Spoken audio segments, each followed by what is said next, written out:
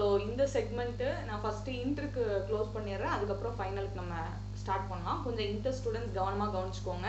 Group 1 students நான் ஏற்கனவே revision கிளாஸஸில் உங்களுக்கு கொடுத்த அதே கான்செப்ட் தான், சரிங்களா? லாவை பொறுத்தளவில் என்னென்ன சப்ஜெக்ட்ஸ்லாம் எல்லாத்துக்குமே எம்சிக்யூக்கு நீங்கள் 100% சிலபஸையும் பார்த்துட்டு தான் போகணும். 70 மார்க்ஸில் நீங்கள் அந்த 7 கொஷின்ஸ் அவுட் ஆஃப் 5 அட்டன் பண்ணணும், அவுட் ஆஃப் 7 5 அட்டன் பண்ணணும் இல்லையா? அந்த 5 கொஷின்ஸ் அட்டன் பண்ணுறதுக்கு 70 மார்க்ஸ் எடுக்கிறதுக்கு 70 மார்க்ஸ்க்கான கொஷினையும் அட்டன் பண்ணுறதுக்கு இப்போ நான் இந்த பிடிஎஃப்ல என்னென்ன விஷயங்கள் வச்சுருக்கோனோ இந்த ஆக்ட் உங்களுக்கு நீங்கள் அந்த பிடிஎஃப் பார்த்தாலே தெரியும். இது எப்படி அரேஞ்ச் பண்ணியிருக்கோம்னா last 3 terms of question papers எடுத்து அதில் என்னென்ன சாப்டர்ல இருந்தால் ரிப்பீட்டட் கொஷின்ஸ் வந்திருக்கு அப்படிங்கிறத ஃபிகர் அவுட் பண்ணி அதை சாப்டர் வைஸ் பிரித்து வச்சுருக்கோம். ஸோ நீங்கள் ப்ரிப்பேர் பண்ணும்போது நெக்ஸ்ட் 9 days உங்களோட பிளானிங் வைக்கிறீங்க அப்படின்னா அந்த லாஸ்ட் 2 to 3 days நீங்கள் ஃபர்ஸ்ட் எக்ஸாம்க்கு வச்சுக்கோங்க. இப்போ ஒரு 1 week வந்து நீங்கள் தயவுசெய்து வேறு சப்ஜெக்டில் ஏதாவது நீங்கள் வீக்காக இருக்கீங்கன்ற மாதிரி இருந்ததுன்னா அதை ஃபோக்கஸ் பண்ணுங்கள். தியரிலாம் படிக்கலைன்னா இப்போ உட்காந்து படிங்க. ஏன்னா எக்ஸாம்க்கு கிட்ட வச்சுட்டு தியரி படிக்கும்போது டெஃபினட்டாக மறக்காது. நாள் படிச்சிங்கன்னா ஒர்க் அவுட்டும் ஆகாது. தயவுசெய்து இப்போதைக்குள்ளேயாவது தியரி படித்து முடிச்சிடுங்க. ஸோ கான்ட்ராக்ட் ஆக்ட் நல்லா படிச்சுக்கோங்க. தென் இண்டஸ்ட்ரியல் லாவில் factories act, code of wages, gratuity act நல்லா படிச்சுக்கோங்க. கம்பெனிஸ் ஆக்ட், எத்திக்ஸு, அடுத்து sale of goods act, partnership act or LLP, NI act. சொன்னதில் எல்லா ஆக்ட்டுமே வந்துருச்சா இல்லை? பட் நான் ஆல்ரெடி ரிவிஷனில் நான் என்னென்ன விஷயங்களுக்கு எப்படி வெயிட்டேஜ் கொடுக்க சொன்னோ அதே மாதிரி கொடுத்துடலாம். அல்லது நீங்கள் ரிவிஷன் செஷன் அட்டன் பண்ணலை அப்படின்னாலும் இப்போ நீங்கள் ஃபாலோ பண்ணக்கூடிய இந்த பிடிஎஃப்ல எல்லா மெட்டீரியலும் இருக்குது. ஸோ நீங்கள் இதிலே பார்த்துடலாம் ஒரு டேர்ம்லையும் என்னென்ன கொஸ்டின்ஸ் எத்தனை டைம் கேட்டிருக்காங்க அப்படிங்கிறது இருக்கும். அதுபடியாவது அந்த லெசன்ஸை கவரேஜ் கொடுத்துருங்க. இதுவரை நீங்கள் இதில் நிறைய கொஸ்டின்ஸ் கேட்ட ஏதாவது ஒரு லெசனை படிக்காமல் வச்சுருந்தீங்கன்னா தயவு செய்து படிச்சிருங்க, எதையும் ஹோல்ட் பண்ண வேண்டாம். அதே மாதிரி தான் டிடி அண்ட் ஐடிடி. டிடியை பொறுத்தளவில் டைரக்ட் டேக்ஸ், இன்கம் டேக்ஸில் 5 ஹெட்டில் 4 ஹெட்டு கண்டிப்பாக தரவு பண்ணிடணும். ஏன்னா உங்களுக்கு majority of the question from tax laws வந்து டைரக்ட் டேக்ஸ்ல இருந்து தான் இருக்கும். 2 to 3 கொஸ்டின்ஸ் மட்டும்தான் இன்டைரக்ட் டேக்ஸ்ல இருந்து வரப்போகுது, ரைட்டா? ஸோ அதனால இன்டைரக்ட் டேக்ஸுக்கு என்னென்ன போர்ஷன்ஸ் படிக்கணும் அப்படிங்கறத சொல்றேன். டைரக்ட் டேக்ஸ்ல 5 ஹெட்டும் படிக்கிறது இம்பார்ட்டன்ட். 5 ஹெட்ல இருந்து கொஸ்டின் கேட்க தான் போறாங்க. உங்களுக்கு பிஜிபிபி அண்ட் சிஜி டஃபா இருக்கு அப்படின்னு நினைச்சீங்கன்னா ஏன்னா மோஸ்ட் ஆஃப் த ஸ்டூடெண்ட்ஸோட ஒப்பீனியன் அப்படி, அதனால நான் சொல்றேன் ஈஸியா இருக்கிறவங்களுக்கு 5ம் படிச்சிருங்க, no problem. PGBP and CG டஃபா இருக்குன்னு நினைக்கிறவங்க எய்தர் த போர்ஷன் நல்லா படிச்சுட்டு எதை லெஃப்ட் பண்றீங்களோ அதுல அட்லீஸ்ட் பேசிக் கண்டென்ட்டாவது பார்த்துட்டு போங்க. ஏன்னா எல்லாமே எம்சிக்யூக்கு உதவதான் போகுது, எதுவுமே நீங்க படிக்கிறது வேஸ்ட் கிடையாது, சரியா? அதனால கவரேஜ் கொடுக்கும்போது நீங்க பிளான் பண்றதுதான் இருக்கு, ரைட்? நெக்ஸ்ட் 9 days நீங்க உங்களோட ஸ்ட்ராட்டஜிக்கு தக்கன பிளான் பண்றதுதான் இருக்கு, ரைட்டா? அண்ட் ரெசிடென்ஷியல் ஸ்டேட்டஸ் கண்டிப்பா பார்க்கணும், 5 ஹெட்ஸ் கண்டிப்பா பார்க்கணும், செட் ஆஃப் கேரி ஃபார்வர்ட் கண்டிப்பா பாருங்க, டிடக்ஷன்ஸும் கண்டிப்பா பார்த்துட்டு போகணும். ஓல்டு டாக்ஸ் ரீஜிம் கீழே டிடக்ஷன்ஸ் கண்டிப்பா பார்த்துட்டு போங்க. ஒரு சில டிடக்ஷன் நியூ ரீஜிமுக்கும் அப்ளை ஆகும். சேலரிலாம் படிக்கும்போது இந்த அலோவன்சஸ், பெர்க்யூசிட்ஸ்லாம் எக்ஸம்ஷன்ஸ் கொடுக்கறதுல போத் ஓல்டு ரீஜிம் நியூ ரீஜிமுக்கும் கம்பைண்டா அப்ளிகபிள் ஆகிறது சிலது இருக்கும், சிலது ஓல்டுக்கு மட்டும்தான் உண்டு நியூக்கு கிடையாதுன்ற மாதிரி இருக்கும். அந்த ஷெட்யூலை நல்லா ப்ரிப்பேர் பண்ணிட்டு போங்க, ரைட்டா? அண்ட் இன்டைரக்ட் டேக்ஸை பொறுத்தளவில் time of supply, place of supply, value of supply, ITC, customs, இந்த 5 லெசன் பார்த்தாலே போதும். டெஃபினட்டா 2 to 3 கொஸ்டின்ஸ் கேட்குறாங்கன்னா எல்லாமே அட்டன் பண்ணிடலாம். கஸ்டம்ஸ்ல வேல்யூவேஷன் ரிலேட்டடாகவும் படிக்கணும், தியரியும் படிக்கணும். ஏன்னா ஒரு டேர்ம்ல தியரி கொஸ்டினும் கேட்டிருந்தாங்க, சரியா? அதனால ரெண்டுமே நல்லா கவரேஜ் கொடுத்துருங்க. Time, value, place of supply, ITC and assessable value from customs, இதெல்லாம் நல்லா ப்ரிப்பேர் பண்ணிக்கோங்க. அக்கௌண்ட்ஸை பொறுத்தளவில் final accounts, partnership, NPO, single entry, then branch department accounting, insurance, hire purchase installment, ஏஎஸ்ல இருந்து கண்டிப்பாக சம்ஸ் வர வாய்ப்பு இருக்கு. இதையும் கவரேஜ் கொடுத்துருங்க, ரைட்டா? இது எல்லாமே எப்படி ப்ரிப்பேர் பண்ணணும், ஸ்டஃப் எப்படி வைக்கணும்ன்றத ரிவிஷன்ல டிஸ்கஸ் பண்ணியிருக்கோம். அதே பேட்டர்ன்ல ஃபாலோ பண்ணுங்க. கண்டிப்பா உங்களால 7 கொஸ்டினும் நீங்க ப்ரிப்பேர் பண்ணிட்டு போன மாதிரி தான் இருக்கும். அதுல 7ல பெஸ்ட் 5 நீங்க சூஸ் பண்ணி சூப்பரா எழுதிட்டு வந்துடலாம். ஓகே, குரூப் 1 ஸ்டூடெண்ட்ஸ்க்கு வேற எதுவும் டவுட்ஸ் இருக்காமா?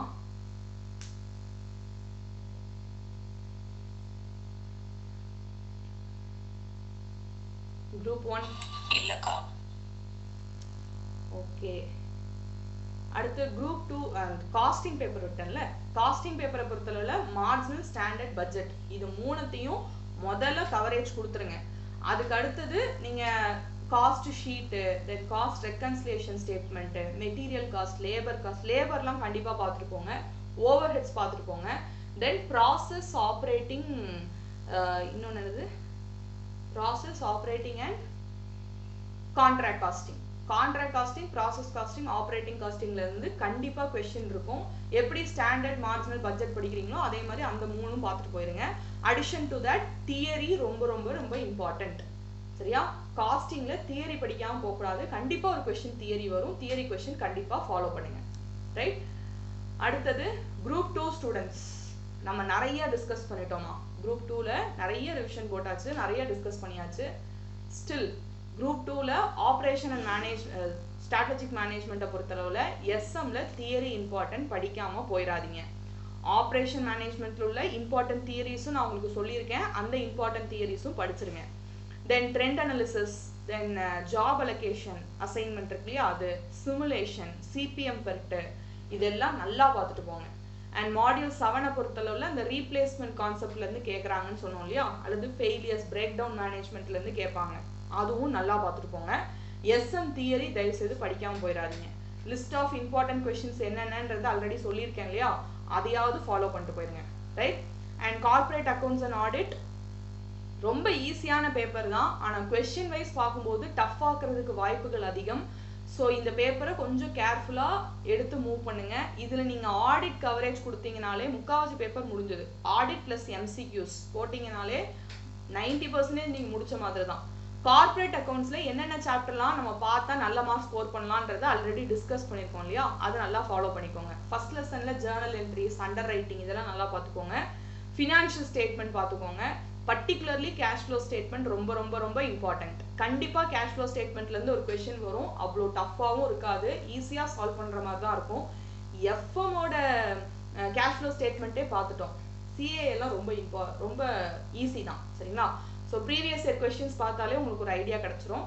தென் பேங்க், எலக்ட்ரிசிட்டி, இன்சூரன்ஸ் கண்டிப்பாக பார்க்கணும், ஸ்கிப் பண்ணக்கூடாது. ஏஎஸ்ல எதெல்லாம் ப்ராப்ளம் ஓரியன்டாக பார்க்கணுன்றதை லிஸ்ட் பண்ணியிருக்கேன், அதை ஃபாலோ பண்ணிக்கோங்க. ஆடிட்ல எல்லாமே படிக்கணுமா, without any exceptions. 6th lesson எடுத்தியா ஃபுல்லா படி, 7 ஃபுல்லு, 8 ஃபுல்லு, எல்லாத்துலேயுமே ஃபுல்லாக படிக்கணும். எதுவுமே ஆப்ஷன்ல விடக்கூடாது, ஏன்னா ஆடிட் நமக்கு ரொம்ப ரொம்ப இம்பார்ட்டன்ட். சரியா?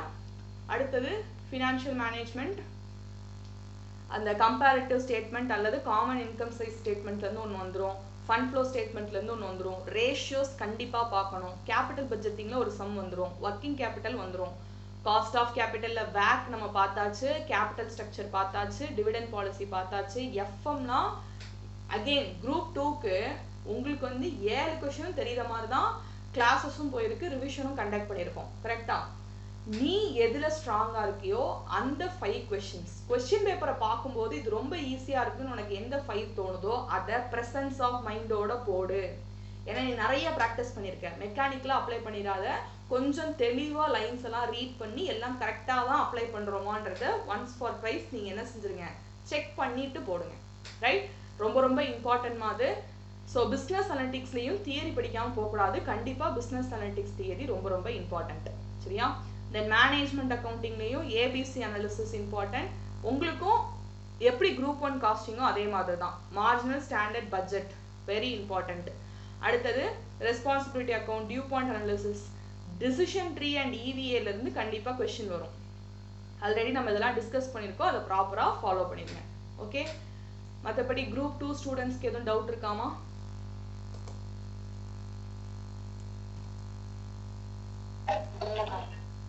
ஓகே. ஸோ இன்டர் ஸ்டூடெண்ட்ஸ்க்கு இப்போ ஓரளவு கிளாரிட்டி கிடச்சிருக்கும். Then moving on to final students கொஞ்சம் கேர்ஃபுல்லாக கவனிச்சுக்கோங்க. குரூப் 3 ப்ரிப்பேர் பண்ண போறீங்கன்னா law, SFM, DT and SCM 4 papers இருக்கு. லால நீங்க பர்டிகுலரா பார்க்கும்போது கம்பெனிஸ் ஆக்ட்ல directors, board of directors, board meeting, compromise arrangement and amalgamation, prevention of oppression and mismanagement, then investments and loans, dividend, accounts and audit, இந்த 7 lesson நல்லா coverage கொடுத்துருங்க. சரியா? இப்போ நான் இந்த பிடிஎஃப்மே உங்களுக்கு அசஸ் பண்ணிடுவேன். இந்த பிடிஎஃப்லையுமே யூ கேன் சி எந்தெந்த போர்ஷன்ஸ்ல கம்பெனிஸ் ஆக்ட்லேருந்து ரிப்பீட்டட் கொஸ்டின் கேட்குறாங்க அப்படின்னு. ஸோ தயவுசெய்து இதை நல்லா கவரேஜ் கொடுத்துருங்க.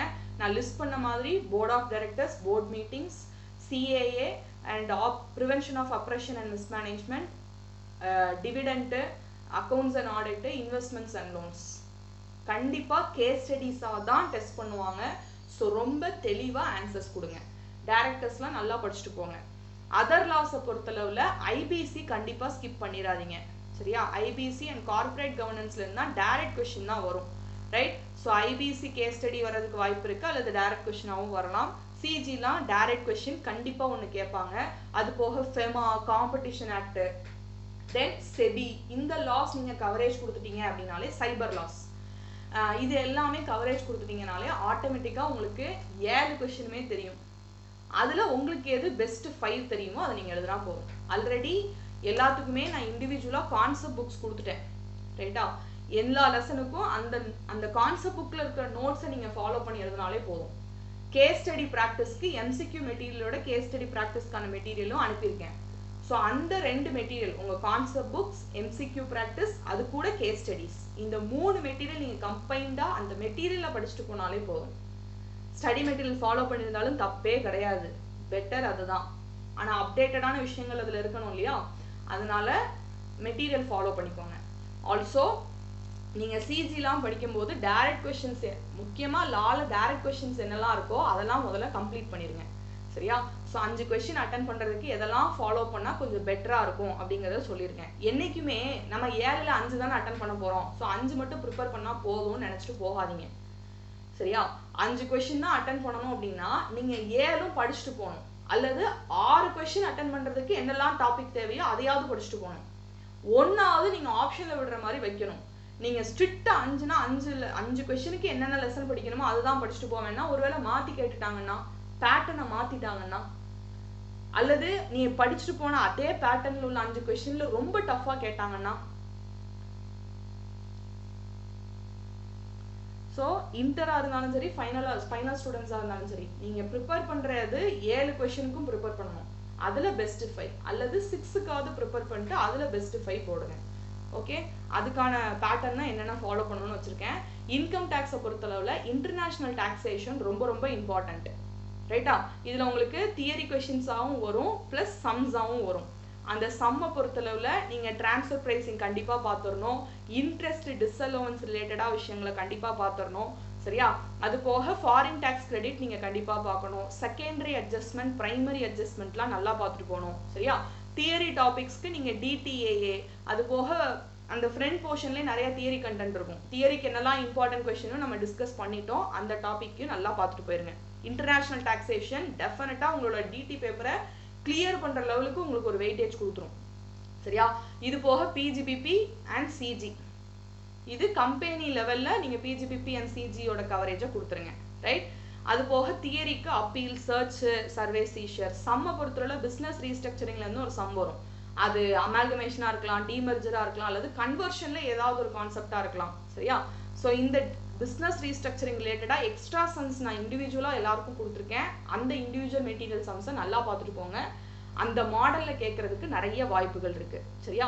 மைனர் டாபிக்கை பொறுத்தளவுல சின்ன சின்ன ஸ்டேட்மெண்ட்ஸ் கேட்கறதுக்கு வாய்ப்பு இருக்கு, அல்லது கேஸ் ஸ்டடிஸ் மாதிரி கேட்பாங்க. சரியா? அண்ட் இன்டர்நேஷனல் டாக்ஸேஷன்ல என்னென்ன டாபிக்ஸ் கேட்க வாய்ப்பு இருக்கு அப்படிங்கிறது தான் இங்க லிஸ்ட் பண்ணியிருக்கோம். ஸோ நீங்க 5 கொஸ்டின் அட்டன் பண்ணணும்னா இந்த போர்ஷன்ஸ்லாம் கவரேஜ் கொடுக்கணும் அப்படிங்கிறது தான் இங்க உள்ள பிளான். இதுல நீங்க அந்த ஃபர்ஸ்ட் லெசன் இருக்குல்ல, அதுல NRIயும் கண்டிப்பா பார்த்துட்டு போகணும். NRIலாம் ரொம்ப ஈஸிமா. ப்ரொவிஷன் என்ன கேஸ், ஏர்கிராஃப்டா அல்லது என்ன கேஸ் அப்படிங்கிறது, அதுல என்ன பெர்சன்டேஜ் எடுத்து எஸ்டிமேட்டட் இன்கமா போட போறோம், அவங்களுக்கு என்ன டாக்ஸ் லைபிலிட்டி சார்ஜஸ் இருக்கு. இன்டர் அண்ட் ஃபைனல் ஸ்டூடெண்ட்ஸ் எக்ஸாமுக்கு நாள், டாக்ஸ் எக்ஸாமுக்கு நாள் நீ எவ்வளோ நல்லா ப்ரிப்பேர் பண்ணியிருந்தாலும் நீ டாக்ஸ் ரேட்ஸ் எல்லாம் போட்டு ஒரு தனியா எழுதி வச்சிருப்பேல்ல, அதை தயவு செய்து பார்த்துட்டு போ. நீ டாக்ஸ் கம்ப்யூட்டேஷன் நிறைய ப்ராக்டிஸ் பண்ணி கூட பார்த்துருந்துருக்கலாம். ஆனா தயவு செய்து நியூ டாக்ஸ் ரிஜிம்ல என்னெல்லாம் டாக்ஸ் ரேட்ஸ் இருக்கு, ஓல்டு டாக்ஸ் ரிஜிம்ல என்னெல்லாம் டாக்ஸ் ரேட்ஸ் இருக்கு, ஷார்ட் டேர்ம் கேபிட்டல் கெயினுக்கு என்ன டாக்ஸ் ரேட், லாங் டேர்ம்க்கு என்ன டாக்ஸ் ரேட், அதர் சோர்ஸ்ல கேஷுவல் இன்கம்க்கு என்ன டாக்ஸ் ரேட், ரைட்டா? அது போக அன்எக்ஸ்பிளைன்ட் இன்கம்க்கு என்ன டாக்ஸ் ரேட், இது எல்லாமே ப்ராப்பரா பார்த்துட்டு போங்க. கேபிட்டல் கெயின் எல்லாம் பீரியடை வச்சே மாறும். சரியா? அதுவும் பர்டிகுலரா ஷேர் ரிலேட்டடா வரும்போது 31st 31st ஜனவரி 2018க்கு அப்புறம் ஒரு அமெண்ட்மெண்ட் வந்துச்சு. அதுக்கு முன்னாடி உள்ள ட்ரீட்மெண்ட் எப்படி, அப்புறம் உள்ளது எப்படி, எல்லாமே டாக்ஸ் ரேட் ரிலேட்டடா உள்ளது. இன்டர் அண்ட் ஃபைனல் ஸ்டூடெண்ட்ஸ் கேர்ஃபுல்லா பார்த்துட்டு போயிருங்க, ரொம்ப ரொம்ப இம்பார்ட்டன்ட். சரியா? ஸோ அது ஒன்று ஃபாலோ பண்ணிக்கோங்க. தென் டேக்ஸை பொறுத்தளவில் இவ்வளோதான். இன்டர்நேஷ்னல் டாக்ஸேஷனுக்கு இம்பார்ட்டன்ஸ் எப்பயும் கொடுங்க. அடுத்து எஸ்எஃப்எம் பொறுத்தளவில் எப்பயுமே மியூச்சுவல் ஃபண்டு, எஸ்ஏபிஎம், டெரிவேட்டிவ்ஸ் இந்த 3 லெசனுக்கு ஃபர்ஸ்ட் இம்பார்ட்டன்ஸ் கொடுங்க. அது போக எப்பயும் பாண்ட் வேல்யூவேஷன்லேருந்து ஒரு கொஷின் வந்துடும், டிஸ்கவுண்ட் மெத்தட்லேருந்து ஒரு கொஷின், டிவிடெண்ட் டிஸ்கவுண்ட் மெத்தட்லேருந்து ஒரு கொஷின் வந்துடும். அஃப்கோர்ஸ் கேபிட்டல் பட்ஜெட்டிங்லேருந்தும் கொஷின் கேட்க தான் போகிறாங்க, அண்ட் இன்டர்நேஷ்னல் ஃபினான்ஸ்லேருந்தும் கொஷின் இருக்க தான் போகுது. பட் அந்த ரெண்டில் நீங்கள் எது நல்லா தரவு பண்ணியிருக்கீங்களோ அதை பொறுத்து உங்களோட கொஷினோட ஸ்ட்ராட்டஜியை பிளான் பண்ணிக்கோங்க. சரியா? ஏன்னா எப்படினாலும் வரலாம், இருக்கிற பேட்டர்ன் மாறலாம், அல்லது கொஸ்டின் இன்னும் டஃப் ஆகலாம். எப்பயுமே நம்ம ஒரு எக்ஸ்ட்ரீம் ட்ரெண்டுக்கு ஒரு பொசிஷன் எடுத்துட்டோம் அப்படின்னா ஈஸி ட்ரெண்ட் வரும்போது நம்மளால ஈஸியாக டேக்கிள் பண்ணிட முடியும். சரியா? அதனால பேட்டர்னை ஃபாலோ பண்ணும்போது மேக்ஸிமம் பேட்டர்ன் மாறுறதுக்கு வாய்ப்பு இல்லை. 3 டேர்ம் ஆஃப் கொஸ்டின் பேப்பர்ல என்ன ஃபாலோ பண்ணியிருக்கோமோ அதையே எக்ஸ்பெக்ட் பண்ணலாம். ஒருவேளை முரண்பட்டாலும் எதுக்குனாலும் நம்ம அலர்ட்டா இருக்கணும் இல்லையா? அதனால நீங்க 7 கொஸ்டினுக்கும் ப்ரிப்பேர் ஆயிட்டீங்கன்னு வைங்களேன், மொத்த சிலபஸையுமே கம்ப்ளீட் பண்ண மாதிரி. ஆப்ஷன் வச்சாதான் 1-2 விடுற மாதிரி இருக்கும். 7 கொஸ்டின் நீங்க தொடும்போது டெஃபினட்டா உங்களுக்கு எல்லா சிலபஸுமே கம்ப்ளீட் ஆயிரும். அந்த வகையில எஸ்எஃப்எம் பொறுத்தளவுல நீங்க ஃபர்ஸ்ட் ப்ரிஃபரன்ஸ் மியூச்சுவல் ஃபண்டு, எஸ்ஏபிஎம், டெரிவேட்டிவ்ஸ்க்கு கொடுங்க. டெரிவேட்டிவ்ஸ்லயுமே நம்பர் ஆஃப் கான்ட்ராக்ட்ஸ் வச்சு ஒரு கொஸ்டின் கேட்பாங்க. எத்தனை ஃபியூச்சர்ஸ் கான்ட்ராக்ட் என்டர் பண்ணலாம், ஹெட்ஜ் ரேஷியோ வச்சு கொஸ்டின் கேட்கலாம். சரியா? தென் கால் ஆப்ஷன், புட் ஆப்ஷன்ல எக்ஸசைஸ் பண்ணுவாங்களா மாட்டாங்களா. அதே மாதிரி வேல்யூவேஷன் ஆஃப் கால்ஸ்ல வந்து நமக்கு 3 மெத்தட்ஸ் உண்டு ட்ரெடிஷ்னல்ல. Binomial method, risk neutral method, portfolio replication method. இந்த 3 மெத்தட் நல்லா பார்த்துட்டு போங்க. புட் கால் பேரிட்டி தியரியும் நல்லா பார்த்துட்டு போங்க. சரியா?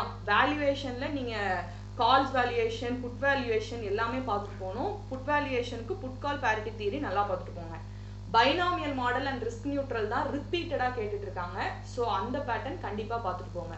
போர்ட்ஃபோலியோ ரெப்ளிகேஷன் வர்றதுக்கும் வாய்ப்பு இருக்கு. மோஸ்ட்லி நமக்கு ட்ரெடிஷனல் மெத்தட் தான் வரும். ஸோ அந்த வகையில நீங்க வேல்யூவேஷனுக்கு இந்த 3மே ஃபார்முலா மட்டும் தானே. ஃபார்முலாவை நீங்க இன்டர்பிரேட் பண்ணி கொஸ்டின்ல இருந்து டேட்டாவை டிரைவ் பண்ணணும். இவ்வளவுதான் வேலை. அதுக்கு நீங்க நிறைய சம்ஸ் ப்ராக்டிஸ் பண்ணி பார்த்தாலே போதும். சரியா? ஸோ இதுக்கப்புறம் புதுசா படிக்கிறீங்க அப்படின்னா ஜஸ்ட் ஃபார்முலாவாவது ரீகால் பண்ணிக்கோங்க. டெரிவேட்டிவ்ஸ் கொஸ்டின் நீங்க அட்டன் பண்ற மாதிரி தான் வரும் 5 கொஸ்டின்ல. தென் டிவிடெண்ட் டிஸ்கவுண்ட், அப்புறம் பாண்ட் வேல்யூவேஷன் இதெல்லாம் நல்லா பார்த்துக்கோங்க. சரியா? அண்ட் கண்டிப்பா ஒரு தியரி கொஸ்டின் அட்டன் பண்ணணும். சரியா? From SFM. எஸ்எஃப்எம்ல தியரி படிக்கிறதுக்கு எந்த லெசன்லாம் படிக்கலாம்? 3 லெசன் தான். Securitisation lesson, financial institutions and instruments, digital finance. நமக்கு 5 கொஸ்டின் அட்டன் பண்ணுமா, அதுல ஒரு தியரி கொஸ்டின் அட்டன் பண்ணிடுவீங்க, ஒரு மியூச்சுவல் ஃபண்ட் அட்டன் பண்ணிடலாம், ஒரு எஸ்ஏபிஎம் அட்டன் பண்ணிடலாம். சரியா? ஒரு டெரிவேட்டிவ்ஸ் அட்டன் பண்ணிடலாம். அடுத்தது ஒரு கேபிட்டல் பட்ஜெட்டிங் ஆர் ஒரு இன்டர்நேஷனல் ஃபினான்ஸ். எது நீங்க தரவு பண்ணிருக்கீங்களோ அது. இது 5 கொஸ்டினுக்கான பேட்டர்னா நான் சொல்றேன். ஒருவேளை இதுல ஏதாவது முன்ன பின்ன இருந்தாலும் நீங்க இந்த டிவிடெண்ட் டிஸ்கவுண்ட் மாடலு, அப்புறம் பாண்ட் வேல்யூவேஷன் இதெல்லாம் சூப்பரா ப்ரிப்பேர் பண்ணிட்டீங்கன்னா எல்லா கொஸ்டினுமே உங்களுக்கு தெரியும். நீங்க பெஸ்ட் ஒன்று சூஸ் பண்ணிக்கலாம். அதுக்கு நீங்க ஸ்ட்ராங்கா இருக்கணும்னா தியரி கொஸ்டின் கண்டிப்பா படிச்சுட்டு போங்க. 3 லெசன் தானே. தியரிக்கெல்லாம் தனியா ஒரு பிடிஎஃப் கொடுத்துருக்கேன். அந்த பிடிஎஃப் மட்டும் ஃபாலோ பண்ணாலே போதும். அந்த பிடிஎஃப்ல உள்ள அந்த பிடிஎஃப்ல உள்ள கொஸ்டின்ஸ் நீங்க ஃபாலோ பண்ணாலே போதும். சரியா? எம்சிக்யூஸ் எப்பயும் போல நல்லா ப்ராக்டிஸ் பண்ணிக்கோங்க. அடுத்தது எஸ்சிஎம் பொறுத்தளவுல ஏபிசி கண்டிப்பா பாருங்க. Target costing, throughput costing, standard costing ரொம்ப இம்பார்ட்டன்ட். மார்ஜினல் காஸ்டிங்ல வந்து ஈஸியாலாம் கேட்க மாட்டாங்க, கொஞ்சம் கேஸ் ஸ்டடி மாதிரி டிஃபிகல்ட்டா இருக்கும். ஆனா எப்பயுமே நான் கிளாஸ் எடுக்கும் போதே சொன்னதுதான், அந்த கண்டென்ட்டை நல்லா புரிஞ்சுக்கோங்க. இந்த 4 டாபிக்ல இருந்து வர்றது தான் வாய்ப்பு இருக்கு. அதுலயும் பர்டிகுலரா pricing decision, optimum mix, transfer pricing, இது எல்லாத்துக்கும் நம்ம புக்லயே ஒரு எக்ஸாம்பிள் நான் சொன்னேன் ரிவிஷன் கிளாஸ்ல. அந்த ஒரு எக்ஸாம்பிள் மாடலை நீங்க பாத்துட்டீங்கனாலே மோஸ்ட்லி கொஸ்டின்ஸ் உங்களுக்கு எப்படி வந்தாலும் எழுதுற லெவலுக்கு தான் இருக்கும். ஏன்னா அந்த கொஸ்டின் உங்களால டைஜஸ்ட் பண்ணி புரிஞ்சுக்க முடிஞ்சது அப்படின்னா டெஃபினட்டா எந்த கொஸ்டினாலும் அட்டன் பண்ணிடலாம். சரியா? ஸோ அந்த வகையில் அது ரொம்ப இம்பார்ட்டன்ட். கண்டிப்பாக ஜாப் அலோகேஷன் அண்ட் சிமுலேஷன்லேருந்து கொஸ்டின்ஸ் இருக்கும், சிபிஎம் பெர்ட்லேருந்து கொஸ்டின்ஸ் இருக்கும். இதெல்லாம் நல்லா பார்த்துக்கோங்க. மைனர் டாபிக்ஸை பொறுத்தவரை learning curve, linear programming, minima maxima, trend அனாலிசிஸ்ன்னு சொல்லி கடைசியில் ரெக்ரெஷன் வச்சு ஒரு மெத்தட் உண்டு. அதுல இருந்தால் கண்டிப்பாக ஒரு கொஸ்டின் வரும். ஸோ இதெல்லாம் நல்லா கவரேஜ் கொடுத்துருங்க. அண்ட் என்னென்ன கொஸ்டின் எக்ஸ்பெக்ட் பண்ணலாம் அப்படிங்கிறத ஃபாலோயிங்கில் வச்சுருக்கேன். ஸோ இதில் நீங்கள் ஏதாவது ஒரு பிளான் ஃப்ரீஸ் பண்ணிக்கலாம், அல்லது நீங்கள் உங்களுக்குன்னு தனி ஸ்ட்ராட்டஜினாலும் ஃபாலோ பண்ணிக்கலாம். சரியா? So this is what the planning for group 3. Group 3 ஸ்டூடெண்ட்ஸ்க்கு எதுவும் டவுட் இருக்கா?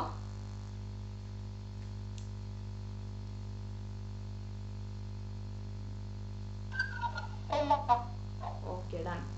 அண்ட் ஃபார் குரூப் 4 உங்களுக்கும் நம்ம நிறைய டிஸ்கஸ் பண்ணிட்டோம், நிறைய ரிவிஷன்ஸ் பார்த்தாச்சு. பட் ஸ்டில் சிஎம்ஏ பேப்பரை பொறுத்தளவில் நமக்கு ப்ராக்டிக்கல் பாயிண்ட் ஆஃப் வியூக்கு என்னெல்லாம் வரும், ஏன்னா நமக்கு practical portion and theory portion ரெண்டுமே கம்பைண்டாக தான் சிஎம்ஏ பேப்பர். கண்டிப்பாக எல்லாரும் 70 to 80 ஸ்கோர் பண்ண முடியும். சரிங்களா? 80+ கூட போட முடியும். ஆனால் இந்த ஸ்ட்ராட்டஜியை ஒழுங்காக ப்ராக்டிஸ் பண்ணி ஃபாலோ பண்ணாலே போதும். கான்செப்டோட அண்டர்ஸ்டாண்ட் பண்ணி போங்க. டெஃபினட்டாக இதில் 80+ நான் எக்ஸ்பெக்ட் பண்ணுறேன் ஈச் அண்ட் எவ்ரி ஸ்டூடெண்ட்ஸ்லேருந்து. சரியா? அந்த வகையில் ப்ராக்டிக்கல் சம்ஸ் என்னென்னன்றதை வச்சுருக்கோம். தியரி கொஸ்டினுக்கு என்னென்ன படிக்கணும் அப்படிங்கிறத நம்ம ஆல்ரெடி டிஸ்கஸும் பண்ணியிருக்கோம். அந்த சாப்டர்ஸ்லாம் நல்லா தரவு பண்ணிக்கோங்க. ஓகே. ஆல்சோ உங்களுக்கு இன்டைரக்ட் டேக்ஸை பொறுத்தளவில் சேம் தான். Time of supply, place of supply, value of supply, ITC, supply, அதாவது செக்ஷன் 7, 8, 9, 10, 11 வரை எல்லாமே இம்பார்ட்டன்ட் தான். சரிங்களா? பட் இன்டர் லெவல் மாதிரி இருக்காது, கொஞ்சம் அட்வான்ஸ்டாக இருக்கும். ஸோ அந்த அட்வான்ஸ்டு பேட்டர்ன் தக்கன நம்ம ஸ்டடி மெட்டீரியலில் எப்படி இருக்கோ அது மாதிரி ஃபாலோ பண்ணிக்கோங்க. தியரிக்கு என்னெல்லாம் இம்பார்ட்டன்ட்னு வச்சுருக்கேன். கஸ்டம்ஸ் நல்லா பார்த்துட்டு போங்க. கஸ்டம்ஸை பொறுத்தளவில் டியூட்டி ட்ராபேக், அப்புறம் பேக்கேஜ் ரிலேட்டடான சம்ஸ் இதெல்லாம் நல்லா ப்ராக்டிஸ் பண்ணிட்டு போங்க. ஓகே. அண்ட் ஃபார் சிஎஃப்ஆர் இதையும் நம்ம ரிவிஷன் கிளாஸில் லைவ்ல நிறையா டிஸ்கஸ் பண்ணியாச்சு. சிஎஃப்ஆரை பொறுத்தளவில் லீஸ் இம்பேர்மெண்ட் லாஸ், இண்டேஎஸ்ல லீஸ் இம்பேர்மெண்ட் லாஸ், அடுத்த ரெவன்யூ ரெகக்னேஷன், ஃபினான்ஷியல் இன்ஸ்ட்ருமெண்ட் கூட ஆப்ஷன் வச்சுக்கோங்க, பட் வரலாம். சரிங்களா? ஃபினான்ஷியல் இன்ஸ்ட்ருமெண்ட்ஸ் இதெல்லாம் ரொம்ப ரொம்ப இம்பார்ட்டண்ட். அடுத்தது இதில் உங்களுக்கு வந்து value added and economic value ஆடட்லேருந்து கொஷின் வரதுக்கு வாய்ப்பு இருக்குது. வேல்யூ ஆடட் ஸ்டேட்மெண்ட் என்ன, எக்கனாமிக் வேல்யூ ஆடட் எப்படி கம்ப்யூட் பண்ணணுன்ற எல்லாமே நம்ம சம்மோட டிஸ்கஸ் பண்ணியிருக்கோம். அந்த பேட்டர்ன் நல்லா ஃபாலோ பண்ணிக்கோங்க. சரியா? அண்ட் சிஎஃப்ஆருக்கும் தியரி ரொம்ப இம்பார்ட்டண்ட். அந்த தியரிக்கு மாடியூல் 7 அண்ட் மாடியூல் 8 அந்த ரெண்டும் எக்ஸ்பிஆர்எல் வச்சு ஒன்று வரும், அந்த module plus government accounting module. இது எல்லாமே நம்ம சிஎஃப்ஆருக்கு உங்களுக்கு ஃபுல் போர்ஷனுமே எடுத்திருக்கேன். சரிங்களா? அதனால அந்த ஃபுல் போர்ஷனுமே கவரேஜ் கொடுத்துருங்க. ரைட்? தென் கன்சாலிடேட்டட் ஃபினான்ஷியல் ஸ்டேட்மெண்ட் ரொம்ப இம்பார்ட்டன்ட். பிஸ்னஸ் காம்பினேஷனோட சேர்த்து கன்சாலிடேட்டட் ஃபினான்ஷியல் ஸ்டேட்மெண்ட் பார்த்துக்கோங்க. என்பிஎஃப்சியை பொறுத்தளவில் அந்த ப்ரொவிஷன்ஸ்க்கான பர்சன்டேஜ் நல்லா படிச்சுட்டு போங்க. வேல்யூவேஷன் ஆஃப் ஷேர்ஸ் எடுக்கிறீங்க அப்படின்னா வேல்யூவேஷன் ஆஃப் ஷேர்ஸில் குட்வில் கம்ப்யூட்டேஷன் ரொம்ப இம்பார்ட்டன்ட். இதை நீங்கள் பிஸ்னஸ் வேல்யூவேஷனில் எப்படி ஃபாலோ பண்ணியிருக்கீங்களோ அதே மாதிரி கூட இங்கே எடுத்துகிட்டு வரலாம். சரியா? ஆனால் இங்கே நமக்கு என்ன மாடல் சம்ஸ் இருக்கோ அதுபடியும் ப்ராக்டிஸ் பண்ணிக்கோங்க. ஷேர் பேஸ்டு பேமெண்ட்லாம் நல்லா பார்த்துட்டு போங்க. ரொம்ப ஈஸி. என்ன கேட்டால் சிஎஃப்ஆர்லாம் ரொம்ப ஈஸி தான். சரியா? நீங்கள் கொஸ்டின் பேப்பரை நம்ம உட்காந்து அனலைஸ் பண்ணும்போதே அந்த ரிவிஷன் கிளாஸ் ஃபாலோ பண்ணும்போதே உங்களுக்கு ஒரு ஐடியா கிடச்சிருக்கும் என்னென்ன பேட்டர்ன்லாம் கேட்குறாங்க அப்படின்னு. ஸோ அதுபடி ஃபாலோ பண்ணுங்க. அதுவே எனஃப். சரியா? அதில் உங்களுக்கு என்னென்ன தியரி லெசன்ஸ் படிக்க சொல்லியிருக்கேன், அந்த 5 கொஸ்டின் அட்டன் பண்ணுறதுக்கு என்னெல்லாம் ஃபாலோ பண்ண சொன்னோன்னா அதை ஃபாலோ பண்ணிக்கோங்க. அது ஒன்றும் புதுசுலாம் கிடையாது. இந்த இடத்துல நான் என்ன வச்சுருக்கோனோ இதை தான் கொஞ்சம் கான்செப்டாக டிஸ்கஸ் பண்ணோம். அடுத்து 9 நாள் உட்காந்து அதை டிஸ்கஸ் பண்ண முடியாது. அதை மே மந்த்லேயே நம்ம முடிச்சிட்டோம். சரியா? அந்த கான்செப்டை மைண்டில் வச்சுட்டு இதை ப்ராக்டிஸ் பண்ணுங்கள். ரைட்? அடுத்தது எஸ்பிஎம் பிவியை பொறுத்தளவில் தியரிக்கு first lesson, second lesson, 4th lesson ரொம்ப இம்பார்ட்டன்ட். எக்கனாமிக் எஃபிஷியன்சியோட சம் ரொம்ப important. DuPont analysis already பார்த்துட்டோம். இதில் ரிட்டர்ன் ஆன் அசெட் வச்சும் பார்த்துக்கோங்க. Return on equity and return on asset ரெண்டுமே பார்த்துக்கோங்க. அடுத்தது ஆல்ட்மன், என்சிஏஆர், தென் பெனிசிஸ் மாடல். இந்த எல்லாத்துலேயும் எல்லா சமும் பார்த்துக்கோங்க. ஏதாவது ஒரு மாடல் வர்றதுக்கு வாய்ப்பு இருக்குது. Then module 9, 7 and 8 business valuation methods, அப்புறம் வேல்யூவேஷன் ஆஃப் அசெட்ஸ் அண்ட் லைபிலிட்டிஸில் ஸ்பெசிஃபிக்காக என்னெல்லாம் பார்க்கணும்னு சொல்லியிருக்கேன் அது. தென் மர்ஜர் அண்ட் அக்யூசிஷன்லாம் கண்டிப்பாக பார்த்துட்டு போயிருங்க. ஏன்னா அதுலேருந்து உங்களுக்கு 2 கொஷின் வரது கூட வாய்ப்பு இருக்குது. ஓகேவா? ஸோ எஸ்பிஎம்லேயுமே தியரி படிச்சுட்டு போயிருங்க, விட்டுறாதீங்க. ரைட்? இவ்வளோதான் எஸ்பிஎம் பிவிக்கான கான்செப்ட். ஸோ குரூப் 4க்கு வேறு எதுவும் டவுட்ஸ் இருக்கா?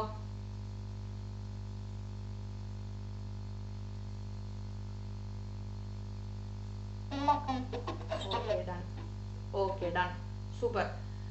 ஸோ இதோட நான் இன்டர் அண்ட் ஃபைனலுக்கான ப்ரீவியஸ் இயர் கொஸ்டின் பேப்பர் வச்சு எப்படிலாம் பிளான் பண்ணணுன்றதை சொல்லிட்டேன்.